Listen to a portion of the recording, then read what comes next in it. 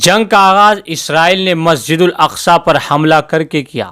غزہ اور فلسطین کے دیگر علاقوں میں عام شہریوں کو شہید اور زخمی کیا، جن میں بڑی تعداد بچوں کی ہے۔ جوابی حملے میں فلسطینی حریت پسندوں نے اسرائیل اور یہودیوں کی اہم تنصیبات کو شدید نقصان پہنچایا۔ یہ کامیابی سنی شیعہ اتحاد و اشتراک کا نتیجہ ہے، یعنی مل جل کر لڑائی لڑنے کا نتیجہ ہے۔ یاد رکھے، اسرائیل کی چیخیں بتا رہی ہے وہ ناقابل شکست نہیں، طاقت صرف اللہ کی ہے۔ اسرائیل کا خودکار جدید دفاعی نظام آئرن ڈوم راکٹ حملوں کو روک نہیں سکا۔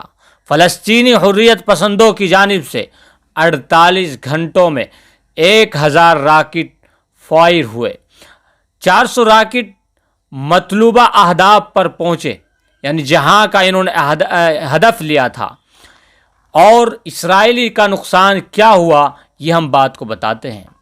یہ بات فیس بک پر پھیلائی جا رہی ہے کہ فلسطینی حملے سے اسرائیل کا نقصان نہیں ہوا، تو سنیے۔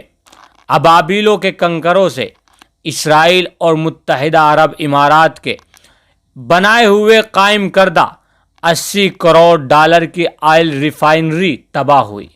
اسقلان کا بجلی گھر، 12 بڑی عمارتیں، ایک پائپ لائن، اسقلان کی بندرگاہ، ایک فوجی چھاؤنی تباہ ہوئی۔ اسرائیل خوفزدہ نہیں تو کیوں؟ 50% اسرائیلی زیر زمین پناہ گاہوں میں رات بسر کرنے پر مجبور ہے، یعنی زمین کے اندر گھسے ہوئے ہیں۔ اسرائیلی حکومت نے تل عیب میں ساری جتنے بھی دفاتر زیر زمین ان کو منتقل کر دیا ہے، زمین کے نیچے منتقل کر دیے ہیں۔ 500 ریزرو فوج، یعنی تقریباً 5000 کے قریب ریزرو فوج کیوں طلب کر لی؟ بین الاقوامی پروازیں کیوں معطل کر دی گئی ہے؟ یہ معلومات ہر زبان میں وائرل کر دی۔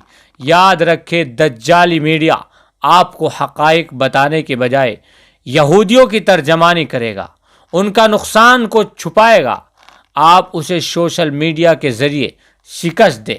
باقی نہ صرف اللہ کا، دیسی راکٹوں نے دنیا کا جدید آئرن ڈیفنس سسٹم ناکارہ بنا دیا۔ آئرن ڈوم اسرائیل کا ایئر ڈیفنس سسٹم دنیا کا جدید ترین فضائی دفاعی نظام ہے۔ دوستو، دنیا میں محض 6 ممالک کے پاس ایئر ڈیفنس سسٹم موجود ہے۔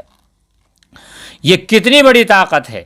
لیکن ان ممالک میں روس، امریکہ، چائنا، فرانس، اسرائیل اور انڈیا بھی ہمارا شامل ہے۔ اسرائیل کا آئرن ڈوم سب سے اسمارٹ فضائی ڈیفنس شمار کیا جاتا ہے۔ آئرن ڈوم 3 حصوں پر مشتمل ہے اور ان 3 حصوں کو ملا کر ایک بیٹری کہا جاتا ہے۔ بیٹری کا پہلا حصہ ریڈیو یعنی ریڈار ڈیٹیکشن یونٹ ہے، جو کوئی بھی موونگ اسی طریقے سے ایجیکٹ میزائل یا راکٹ اسرائیل کے حدود میں داخل ہونے سے کئی کلومیٹر پہلے ہی ڈیٹیکٹ کر کے سسٹم کو اس کی نشاندہی کر دیتا ہے۔ دوسرا حصہ BMC یعنی battle management and control unit ہے۔ یہ یونٹ آنے والے ممکنہ خطرات سے نمٹنے کی اسٹریٹجی بناتا ہے اور فوری طور پر سگنلز جنریٹ کر کے تمام یونٹس کو مطلع کر دیتا ہے۔ تیسرا حصہ MFU یعنی میزائل فائرنگ یونٹ ہے، جو سگنلز ملتے ہیں، جو رینج ملتی ہے، میزائل فائر کرتا ہے، اور یہ میزائل آرٹیفیشل انٹیلیجنس کے ذریعے اسرائیل کی جانب آنے والے میزائل یا راکٹ کا تعاقب کر کے اسے اسرائیل کی فضائی حدود سے باہر ہی تباہ کر دیتا ہے۔ اس جدید ترین اور خودکار ڈیفنس سسٹم کی ایک بیٹری یونٹ پر لگ بھگ $50 ملین لاگت آتی ہے۔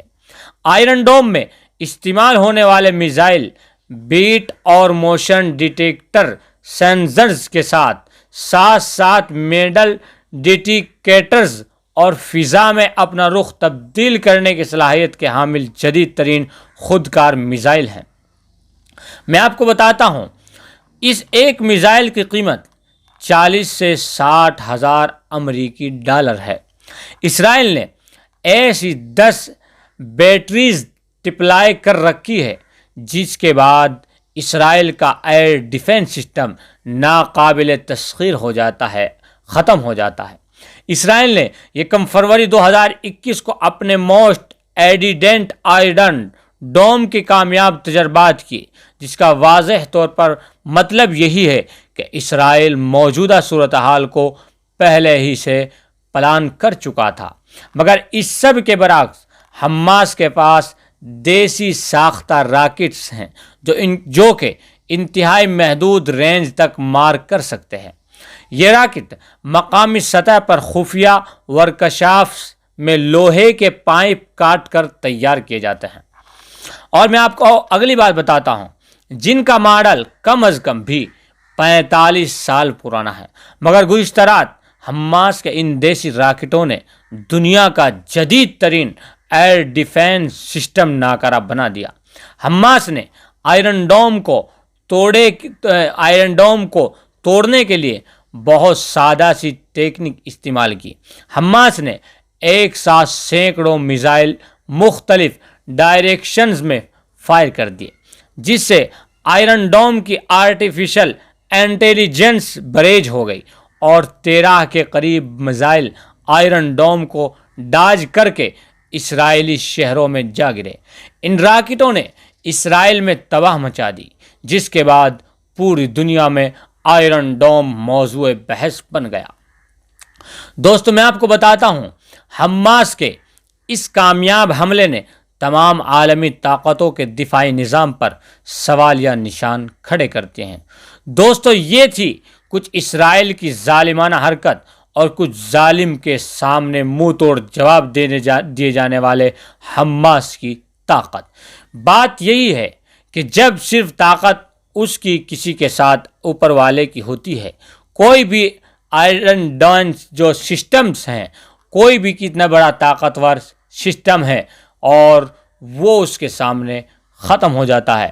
دوستو، یہ ظالم اسرائیل، ہمیں چاہیے کہ ہم اسرائیل کی ان حرکتوں کو اجاگر کریں، اور ہر سرکار کو چاہیے، ہر ملک کو چاہیے کہ ان کے خلاف ایک طریقے سے ایکشن لے۔ دھرم کو نہیں دیکھے، مذہب کو نہیں دیکھے، صرف انسانیت کو دیکھے، اور بچوں پر ظلم ہو رہا ہے ان کو دیکھے، عورتوں پر ظلم ہو رہا ہے ان کو دیکھے۔ جڑے رہیے سوشل جسٹس نیٹ ورک کے ساتھ۔